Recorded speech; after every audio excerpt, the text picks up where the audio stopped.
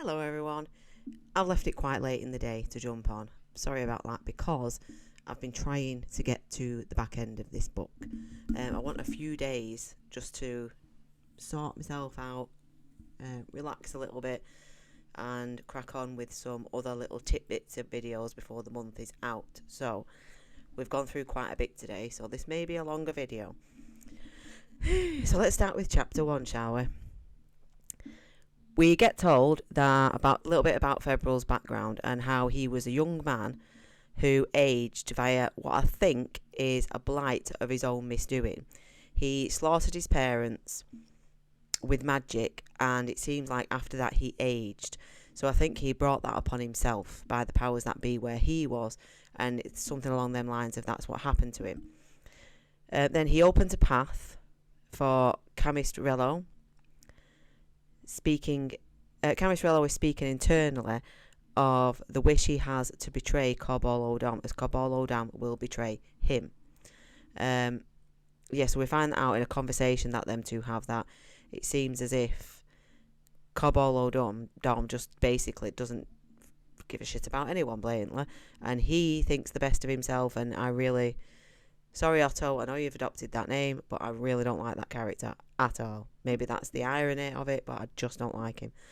Then we go to Lorik, and we find out that he has come to Raraku because he is in search of his dad, Osric, and he can now actually hear the song. There's a few characters through these chapters now where he's starting to hear the song. So Lorik opens a warren and enters, and he comes across a hyena, and this hyena is feeding on a corpse. Now this corpse is something that Lorik has never seen before. It's got, and I wrote this down, a sloped forehead, a chinless jaw, a heavy brow ridge forming kind of a shelf over its eyes, which are deep set eyes, and he says that it looks more like an ape than a Telanimas. Kind of taller, more human in size. So he thinks that it's a predating Telanimas. He has this kind of idea that it could be the shape, the form before Telanimas became Telanimas. Then next thing that happens is he's inspecting this corpse, as we know, because he gives the description.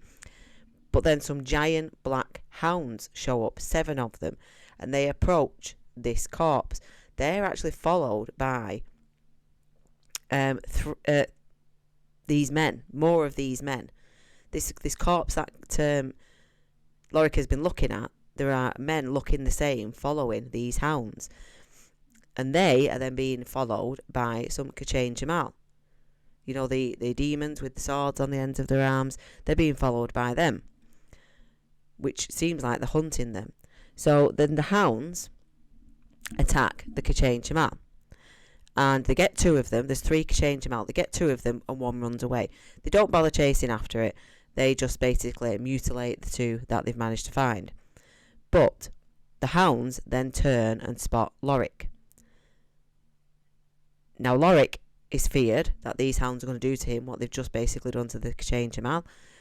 Next thing you know, there's a dragon in the sky, which is gold and white, and it picks Lorik up and drops him on this rooftop of a tower. Then he transfigures back to his normal self, and it's his dad, Osric. So Osric has arrived in this place, and he arrived there, from what I'm understanding, with Anamanda Rake on the Moonspawn. And the Moonspawn had been kind of damaged, but it still had a few surviving members. So it was able and strong enough for that time to be able to take back off home north, past the ice fields. But in that time that Osric has been there, he's seen 3 other skyships arrive, and none of them have actually made it past the Deragoth, which is the Hounds of Darkness, the 7. And the 7 are the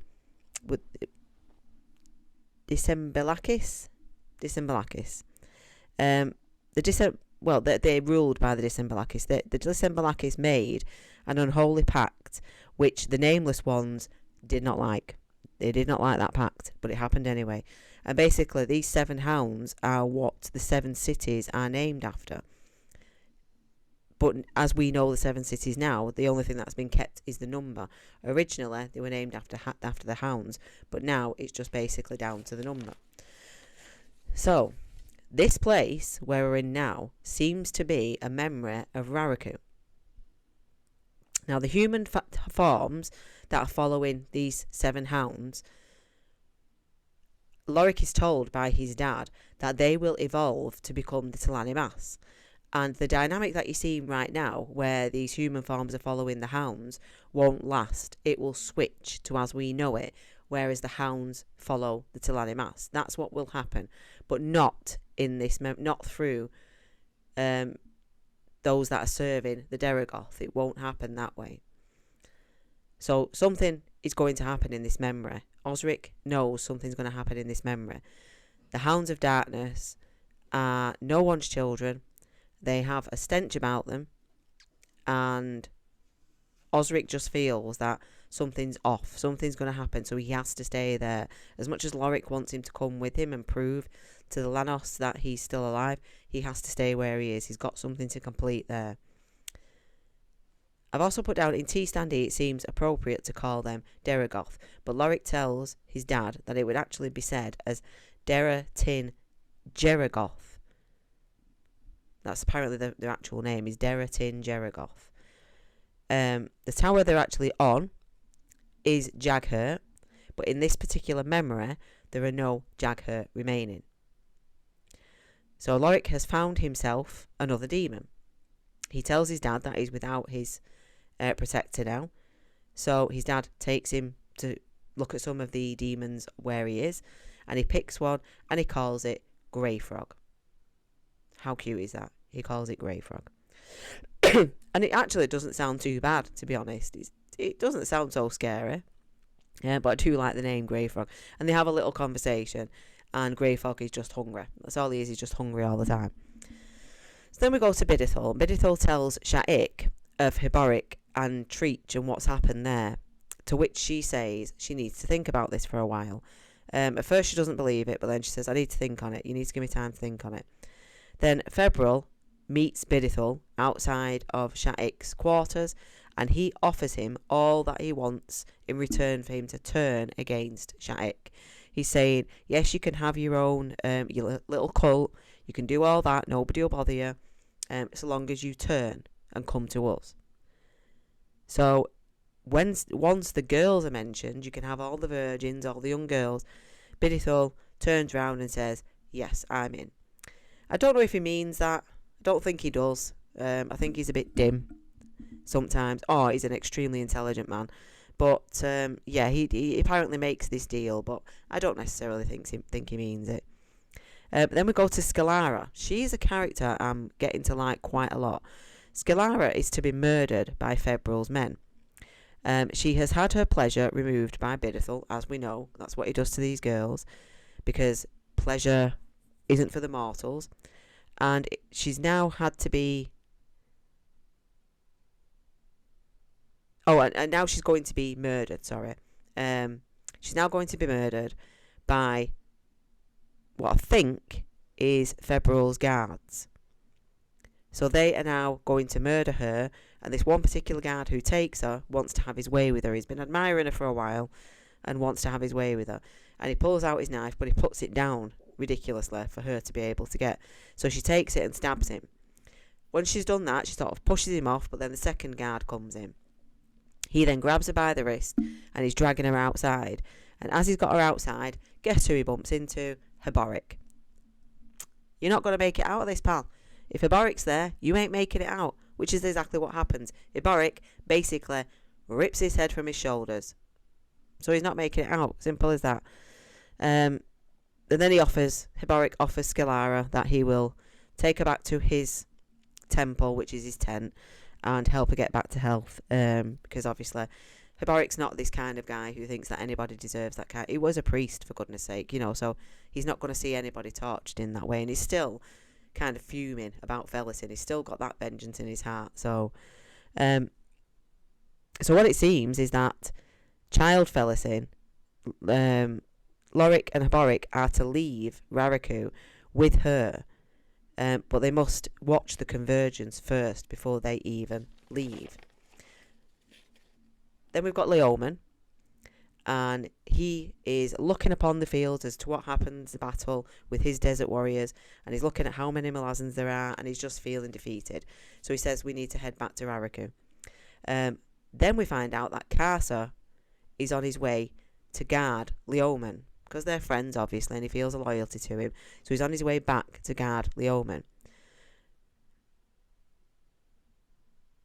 And he goes in his bag before he gets to Leoman and pulls out Sibel.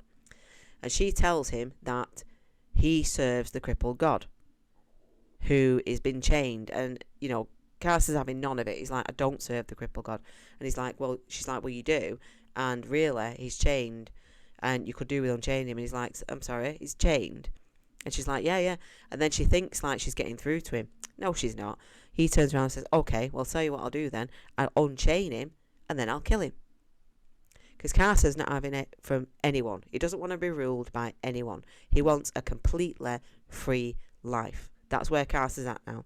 No ruling by anyone. Freedom and just life of his own. Then we go on to chapter 22.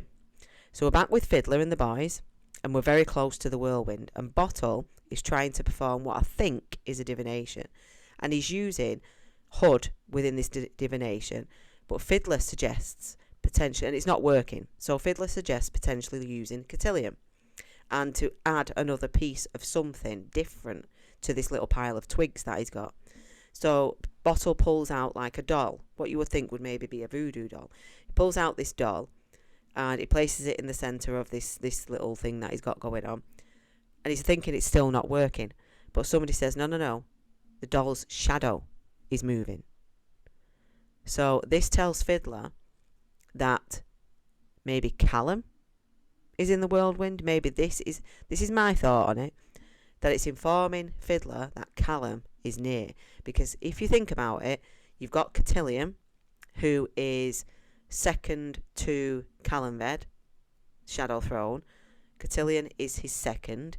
So Callum works in essence for Cotillion because of the assassins, patron of assassins. So therefore it would make sense to me that Callum is Cotillion's shadow.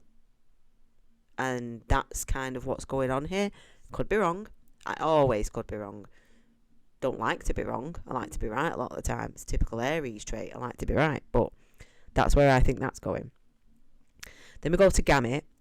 And Gamut is talking to Grub. You know, the little orphan who Keneb has adopted, who I think is Cotillion reborn. He's talking to Grub about the sound of the whirlwind. And it sounds like voices. And Gamut finds himself so close to it now. He wasn't, but he's woken up and he's very, very close to this whirlwind. And he's looking for a raider now to cut his throat because he's had enough. Gamut's at this point where he feels useless, he feels old, like he's not a soldier anymore. So if he's not a soldier and he's got no family, where does he belong? So he's just basically giving up and he wants to die. Tavore approaches the whirlwind with her Atotteral sword. And the best part about this is the whirlwind retreats. It actually pulls away. Now, we did get mention of how the whirlwind goddess could potentially react like that to Tavore because of her Atotteral sword. I don't think that's wholeheartedly the reason why it's backed away. I don't think it's all to do with the sword, because she didn't actually even get the sword in the whirlwind. It backed away before she even did that. So I'm not entirely sure about that one. So Gamut has face words with I can't even read my own writing. Biltig, I think it is, or Bultig, and Beralta, sorry. And they're basically badgering him about becoming Fist again. And he doesn't want to. And he's trying to get his point across, saying, I don't want to. And Beralta kind of sees his ass and leaves him. But Biltig's not leaving it. And eventually, Gamut punches Biltug. I can't even read my own writing. I'm pretty certain it's Biltug. Or Biltig. He punches him. Busts his nose. The Argent comes over. She has crosswords with them, and he after that tells her he wants to go back to being Fist. And she's like, okay, but can you keep that behaviour to a minimum? And certainly not in front of all the other soldiers. That's not how a Fist should behave. But he's going back. I think he's just got this. It's an either or with Gamut. He's either a full-fledged soldier or he's nothing. So he's going back to being a Fist. And I've put here, the end of this chapter, I didn't really enjoy it that much. I thought there was a lot of sort of kind of nonsense. Moke has spoke about Strings being a one-arms host, Gessler and Stormer being underage Marines serving Dasim Ulta or Carathon Crust or his brother Urko, and Barduk throwing a nobleborn off a cliff. I thought that was kind of a little section of a chapter that wasn't really necessary, because we kind of already know that information, so that kind of felt like a bit of a filler to me, and I didn't really need it. Unless there's something hidden in there that I'm not seeing, which is entirely possible, because I have been up since 4:30 and it's now nearly 4 o'clock, so that's entirely possible. Then we get Kenneb and Gamut talking of military strategy and where they're going to position the squads. Ranul has been denied his promotion because now Gamut has taken back position of Fist, so Kenneb has now stepped down, so there's no position for Ranul now, but he put into operation some strategic moves of where the soldiers should be placed, based on Greymare. Gamut actually thinks they're not too bad ideas, so he's going to give them a try. So that's basically how that ends. I didn't find those last few bits that interesting, I've got to be honest. I could have gone without those. I'm more after the juicy bits. I want the bits that lead to something. I know it's a whole story and sometimes it's got to have those elements in it, but I want the juicy bits. So then we go on to chapter 23. And the beginning part, those sections again, some I kind of have thoughts about and some are just too complicated for me to think about. So I kind of read them but pass them over and think, I might come back to that. Something might trigger me in the chapter and I'll go, oh, but this one I've wrote down. And I always write the Crypt G. For the crippled god, I shorthand it to the Crypt G. Like he's a gangster, the Crypt G. And he's got all the chains on, hasn't he? Where's the chains? Is he blinging? So anyway, I just thought I'd share that with you. I write the Crypt G. Basically what it's saying is the crippled god's deadliest enemy is not among those that chained him. Now I found that really interesting. So who is the crippled god's enemy then? Because it's not, I don't think it's mother of the children anymore. The mother that was mothering the Jaghurt, and I don't think it's that. So who is the enemy that the crippled god is scared of? And it actually seems that he is scared. So who is that? That is an interest piquer for me. So in this chapter we start with Cutler and Aspelar, and they, for now, are still in Pust's home. But they talk of Callum being quite near, because he's left marks, he's left like bridge burner marks, and Apsalar has been able to sort of read those because she spent some time with the bridge burners. But they're talking about where they should go. Where do them two go next? Now this next section I wasn't sure of. We've got Trull and we've got Onrak, and the significance of Trull's past and how it's kind of altered in his own memory to suit the narrative of the clan. So the T-Stageor seem to have, obviously stripped Trull of looking like a T-Stageor. That's the punishment he received, and they outcast him. But he's been asked to tell his story to Monarch and Onrak and Ilba. But I found it quite confusing. I don't know if he's telling the actual story or if he's telling his adjusted version, because he is explaining that, it's coming across to Onrak as if through punishment and guilt he's changed his story. But I'm not sure if that's the story he's about to tell is turned and twisted. I'm not sure. That little section kind of confused me a little bit. Then we have a section of Pearl and Lestara, and I felt it was a bit of a bump, really, before we got to the actual point. I'm sorry, there's a bit of that going on at the moment. It was just kind of pointless chitter-chatter about where they are. There was nothing that I spotted of any real relevance. The only interesting part was when we got to Lestara actually working for Cotillion. We find that out. She's actually working for Cotillion, and she's picked up this pebble, which Pearl gives her some jibs about, saying, you know, I saw you pick something up and you put it in your pouch. What is it? And as he goes to look for it, she sort of clobbers him and knocks him out. And then Cotillion shows up and she passes it to Cotillion.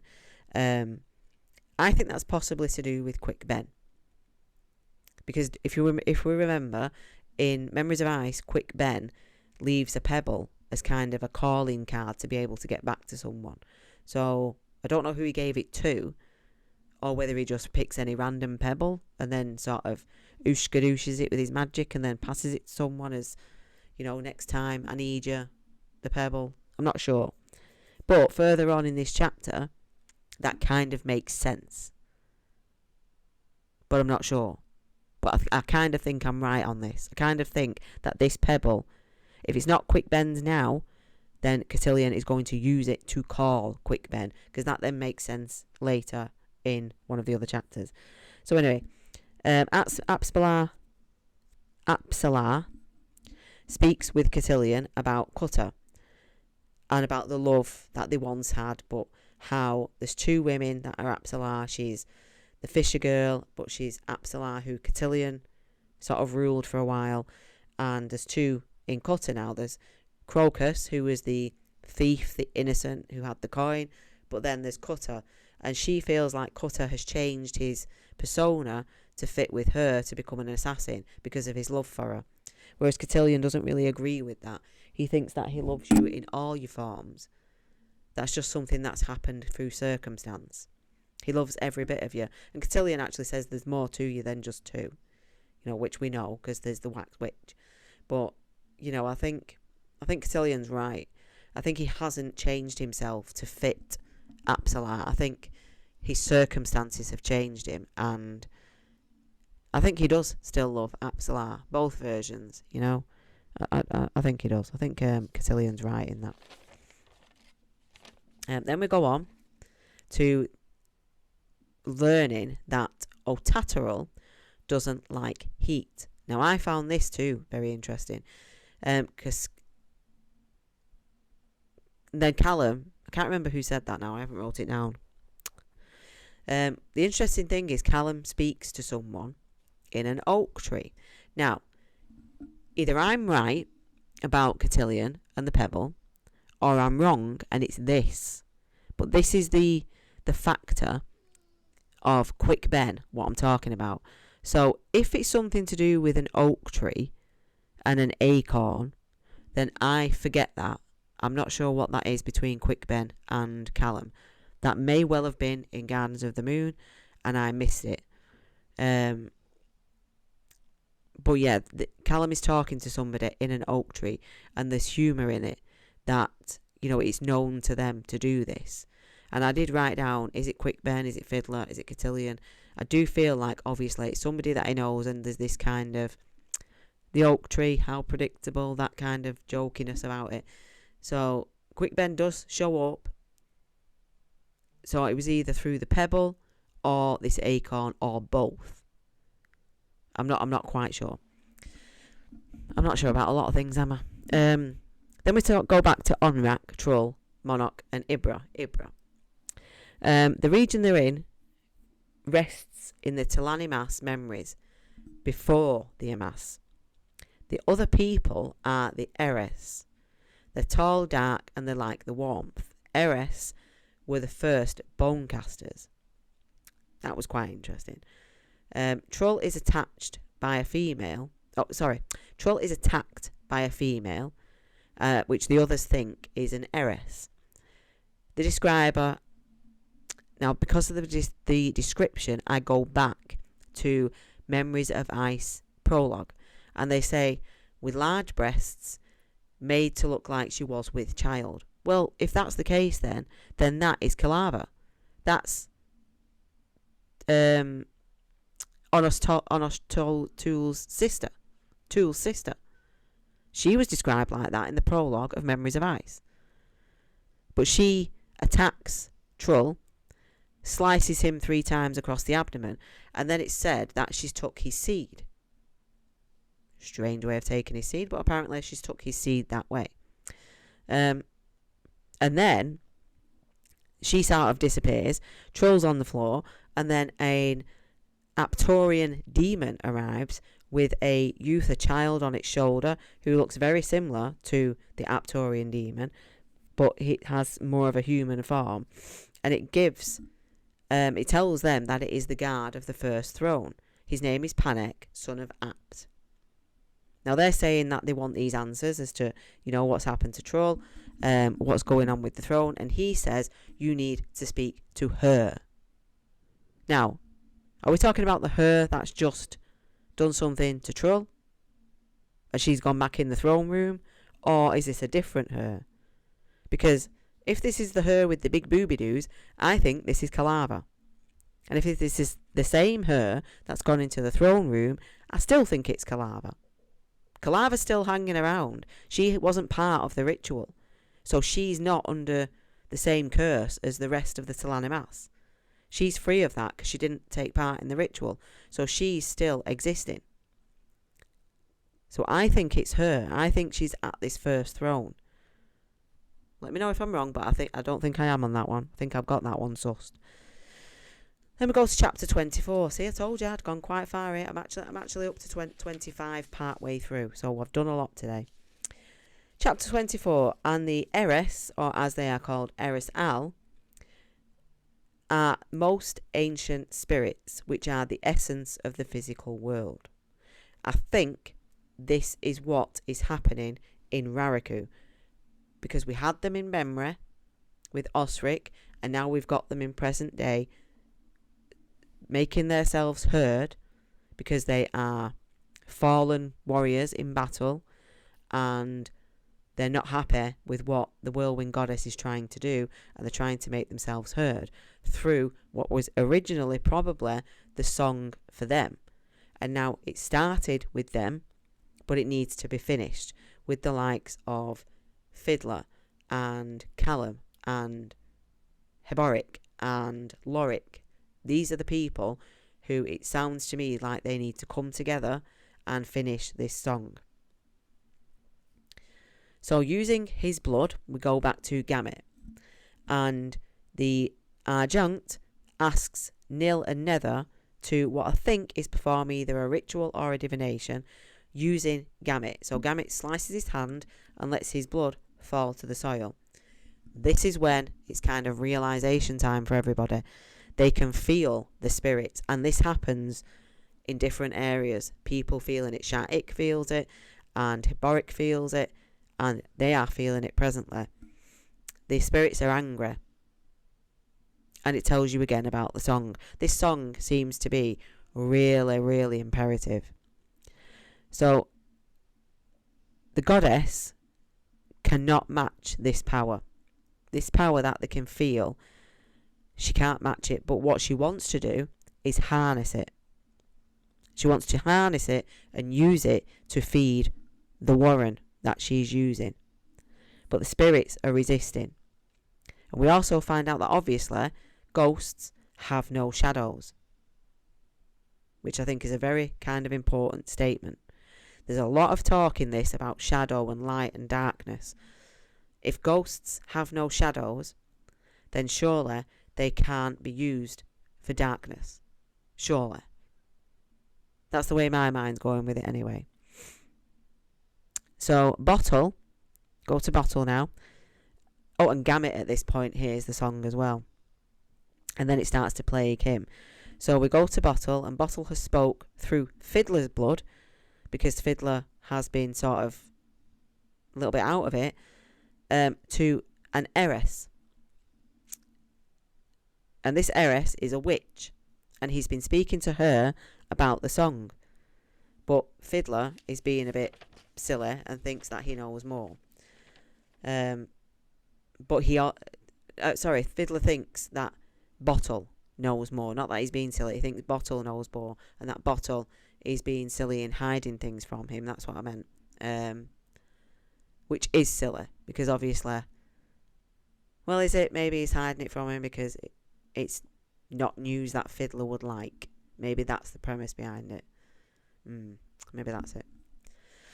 Then with Korab, and Korab is attacked on his way to tell Sha'ik that Leoman wants to sort of come back because there's more armies. They want to inform her of what's going on from where they are to what they can see. But he gets attacked with arrows, and he's taken down. He's taken down, but then manages to get back on his horse and right himself, and does get through to Sha'ik. But that's obviously something else that he's going to have to add to telling Sha'ik is about these archers who have attacked him.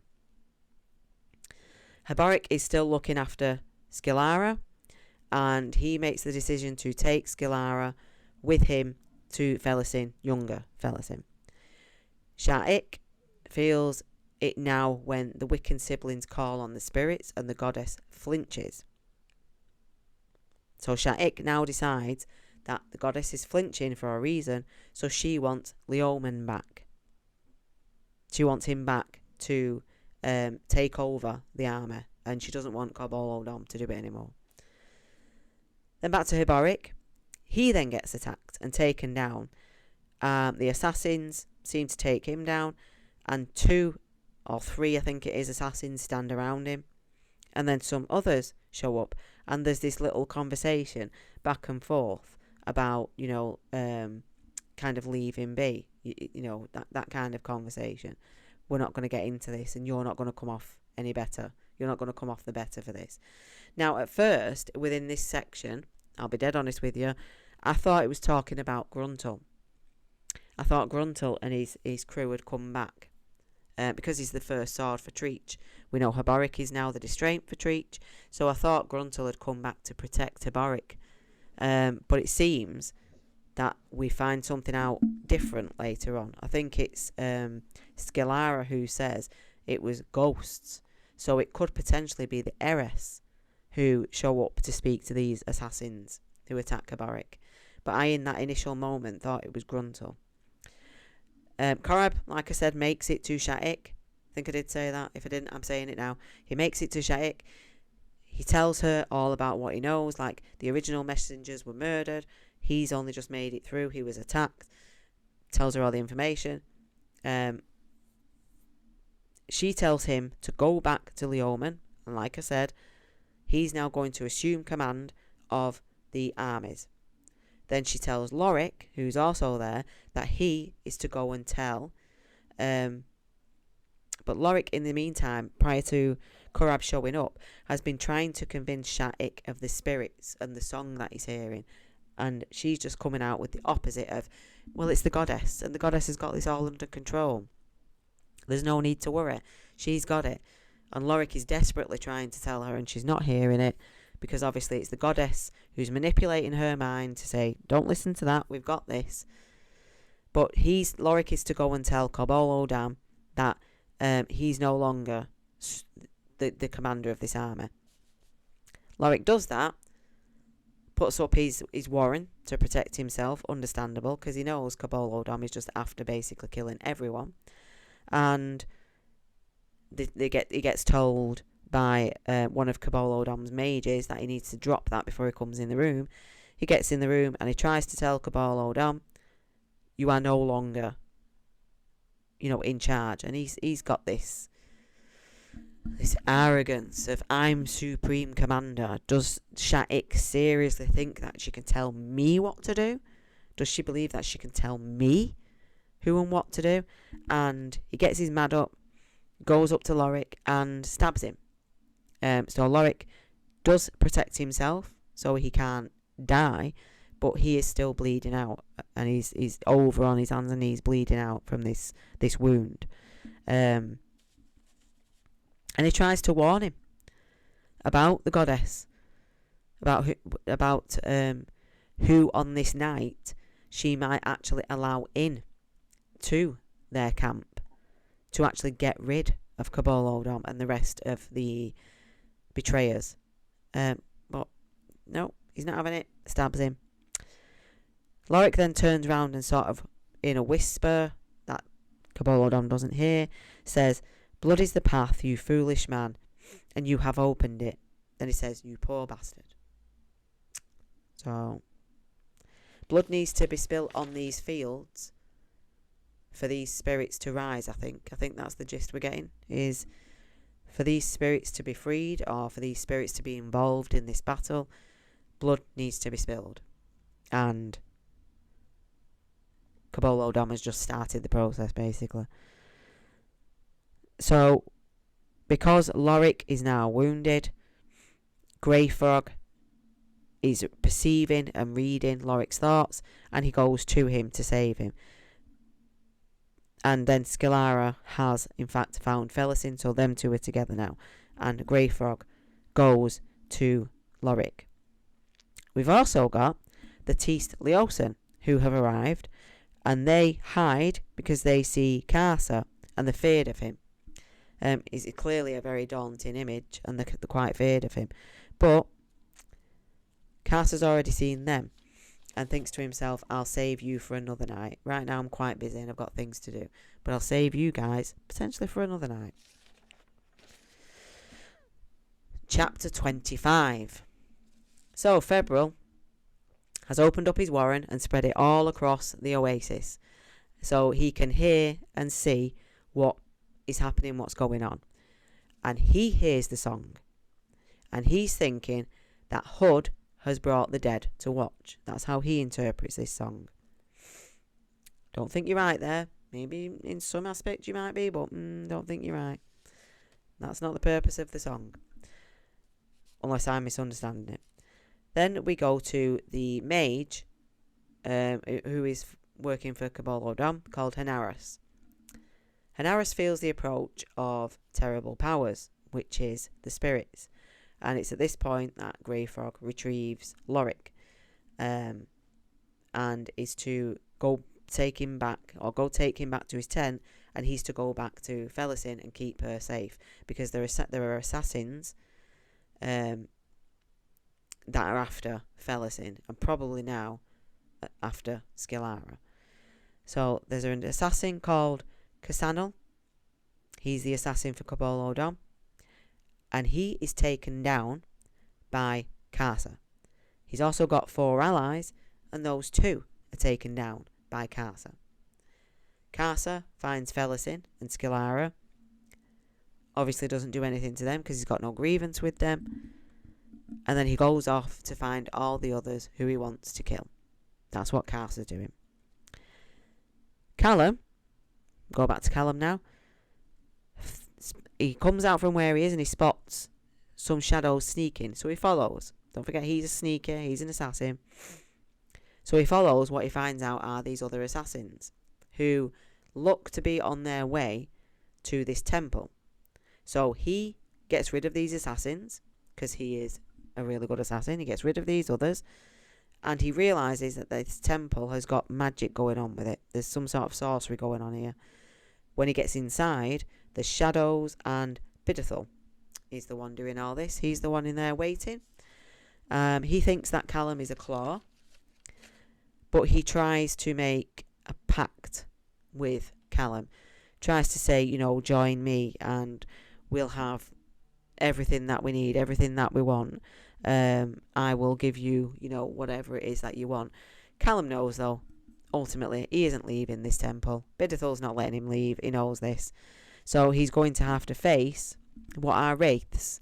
Bidethel has called upon wraiths, shadow wraiths, and Callum is going to have to fight them. And Bidethel, he turns around to him and says, "I don't want your wine, and you may as well go if you don't want any part of this." So Bidethel does a runner, and Callum is left to fight these wraiths.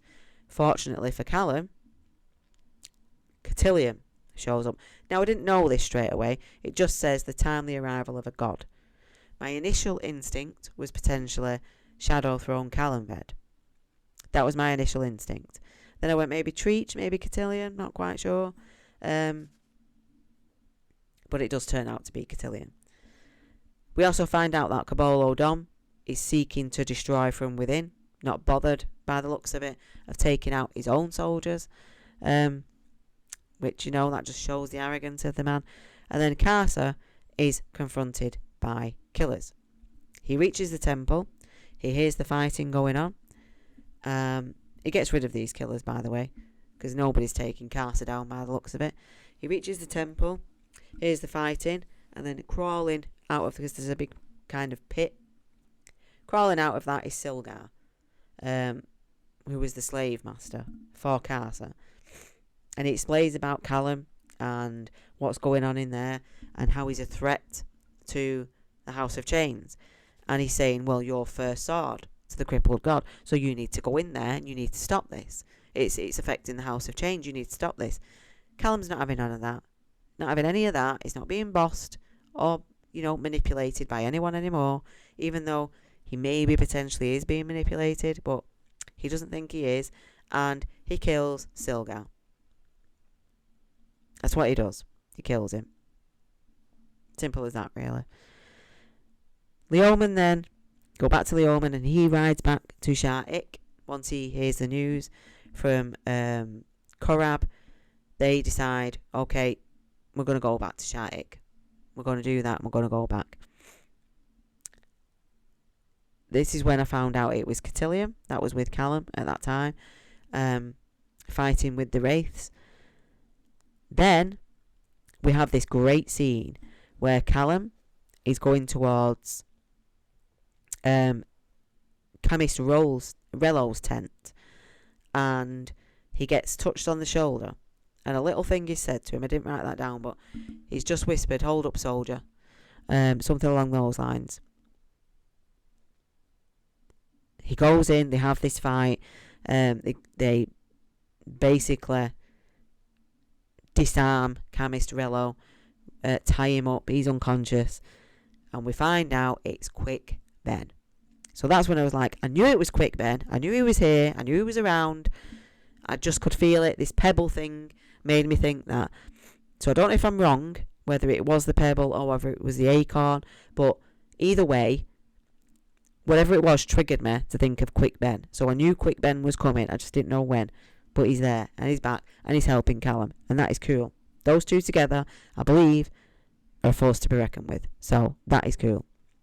So Callum and Quick Ben get Cabolo, but now Callum finds at this time, I think they may have the Chemist Rello may be dead. And Callum and Quick Ben capture Cabolo. That might be how it worked out. But it's at this time, sadly, that Callum finds out about the bridge burners and what happened. Quick Ben doesn't fully go into it, but he kind of says, there's a lot to talk about. There's a lot to say, and you're not really going to like what you're going to hear, so I don't really want to do it now. Then Lestara is talking to Cotillion about how the goddess intends to open a portal or a gate to consume all of the oasis. But she is being manipulated by the crippled god. And he wants her to do this so he can use this for his House of Chains. He wants to make this part of the House of Chains. So this ain't good news, is it? I kind of had a feeling that the goddess would somehow, some way end up being manipulated by the crippled god. And there we go. We have it. He is manipulating her. And then we get to Febrile, who is dead. Callum, Quick Ben haven't done this. He has basically been picked up like a ragdoll and shook and snapped. His spine snapped. And Karsa is the one who's done that. And he basically flings his body away. Flings Febrile away. As he does that, he feels his chains being pulled on. and he turns around really sharply, and I actually thought he was going to cut them. I actually thought he was going to do it there and then, but he just threatens it and tells the god that, especially Urigal, if you don't literally get out of my head and leave me alone, I'm going to cut the chains and you will have no hold on me. And they stop. They listen to that and they stop. And then I've ended it here. We're back with Gamut into the battle, and he's got this, before he goes back into battle, he's got this searing pain in his head. He can kind of still hear the song, but his head is burning, searing with pain. Eventually he gets some little bit of alleviation from it, and he can get up, and he decides that he's going into battle, and he's going to do it, but he's going to do it as a fist. So he gets on, he's got all his armour on, he gets on his horse, and he's, sort of riding alongside his soldiers, and one of the soldiers says to him, fight by our side, be a soldier again and fight with us, don't be a fist, be with us and fight properly. And this really gets into Gamut, it really gets to him, and he at this point he's like, do you know what, you're right, I'm not a chief, I'm not a leader, I'm just a soldier. And yeah, that's exactly what I'm going to do. So they head for the dog slayers. The dog slayers don't really seem to be prepared for this ambush, kind of, and they get slaughtered. And the Malazan forces come out of this somewhat triumphant. They have hurt and killed hundreds of dog slayers, and he hears the song again. The song needs a voice. It says we need a voice to battle, to war, for the spirits and for ourselves. So the spirits of the past need the voice of battle, but the soldiers of the present also need a song and a voice of battle. Not just for the memories of the soldiers past, but for the memories to be defended and not given to the crippled god, so he can use it and manipulate it in the wrong sense. That's not what the idea is. So the spirits want their voices heard, but they also want the song finished. So they're a memory and not used for the purposes of evil, or however you want to word it. And then somebody approaches a soldier, a female approaches Gamut and asks him, does she want to go with him? And he says that he does. And he is going to leave the adjunct. And that's where I've left that chapter, at chapter 25. So, I think we've only got, the rest of 25 and that little tiny bit left. So that will, if I read some tomorrow, I'll make notes. But I won't film anything now till Monday. And so that will be the last one on Monday. So yeah, I will leave that there. So it is Friday. I hope everybody has got some great plans for the weekend. I have some plans for the weekend, so it should be quite nice.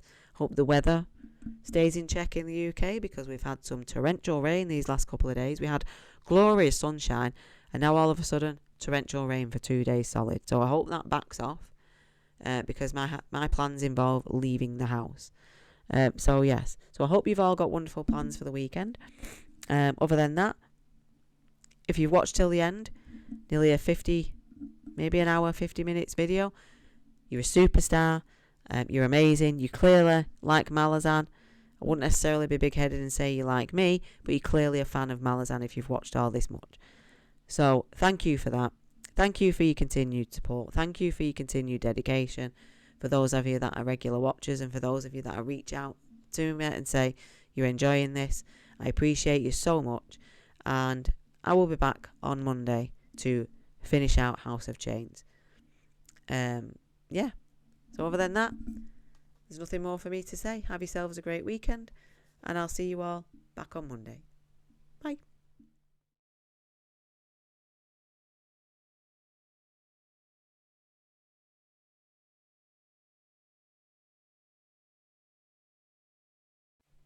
Hey guys, thanks so much for watching this video. We'll link somewhere here another video for you to watch. If you fancy that, please click on that. And as usual, thank you for all your support. Till next time. Bye bye.